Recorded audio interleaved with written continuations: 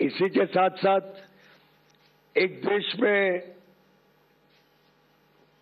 कुछ लोग जो भारत के किसानों के विरोधी है, भारत के किसानों की चिंता नहीं करते हैं, भारत को गुमराह करने की कोशिश करते हैं, ऐसे कुछ लोगों को आज ये देख के हैरानी हो रही है कि कैसे भारत और यूएस के इस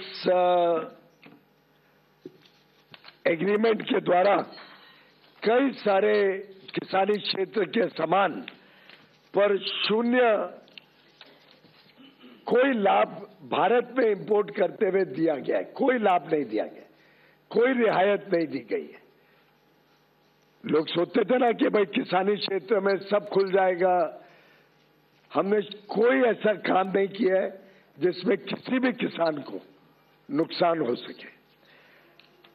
जो वस्तु भारत में सेंसिटिव है, हमारे किसान पर्याप्त मात्रा में बनाते हैं, जिसमें हम आत्मनिर्भर हैं, उन सब वस्तुओं को इस एग्रीमेंट के दायरे से बाहर रखा गया है। उसमें भारत ने कोई छूट नहीं दी है। जैसे कि उदाहरण के लिए जीएम का बना हुआ जेनेटिकली मॉडिफाइड कोई वस्तु भारत में नहीं आएगा। मीट, उस पर कोई रियायत नहीं दी गई है। पोल्ट्री, कोई रियायत नहीं दी गई है। डेयरी के कोई वस्तु के ऊपर कोई रियायत नहीं दी गई है। सोया मील, कोई रियायत नहीं दी गई है। मेज, कोई रियायत नहीं दी गई है। मेज यानी मक्का, कोई रियायत नहीं है। चावल, गेहूं, चीनी, सीरियल्स, ये कोई रियायत नहीं दी गई है। मिलेट जैसे ज्वार, बाजरा, रागी, कोडो, अमरनाथ, इस पर कोई रियायत नहीं दी गई है। फल जो भारत में पर्याप्त मात्रा में बनते हैं, जैसे केला, बनाना, स्ट्रॉबेरी, चेरीज, सिट्रस फ्रूट, उस पर कोई रियायत नहीं दी गई है। ग्रीन पी, काबुली चना, मूंग, कोई रियायत नहीं दी गई है। ऑयल सीड्स, कोई रियायत नहीं दी गई है।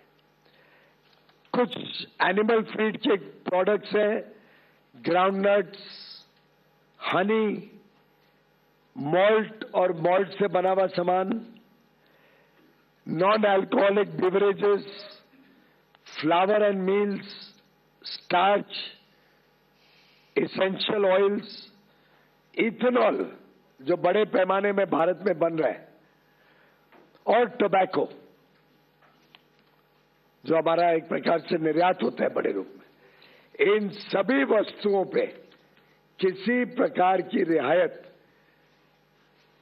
इस एग्रीमेंट के द्वारा नहीं दी गई है। और इसीलिए मैं डंके की चोट पर कह सकता हूं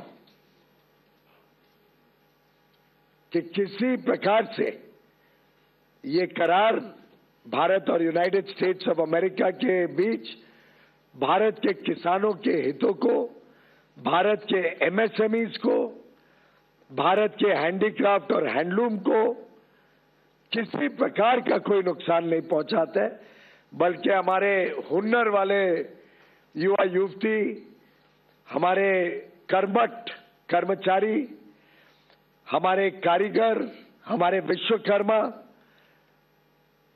हमारी बहनें, विशेषकर जो वस्त्र क्षेत्र के साथ जुड़े हैं, टेक्सटाइल्स, लेदर के और फुटवेयर के साथ जुड़े हुए हैं, टॉयज के साथ जुड़े हुए हैं, स्पोर्ट्स गुड्स के साथ जुड़े हुए हैं, ढेर सारे ऐसे क्षेत्र हैं जहां भारत को अब अमेरिकन मार्केट में लाभ मिलेगा।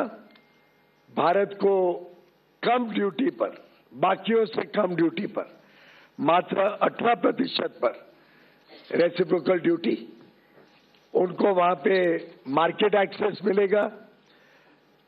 होम डेकोर हो, वुड और फर्नीचर हो,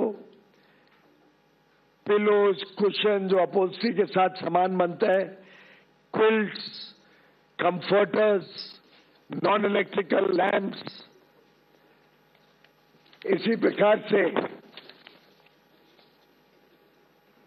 जो मशीनरी और पार्ट्स, अलग अलग प्रकार के मशीनरी के पार्ट्स होते हैं, खिलौनों का मैंने जिक्र किया, टॉयज,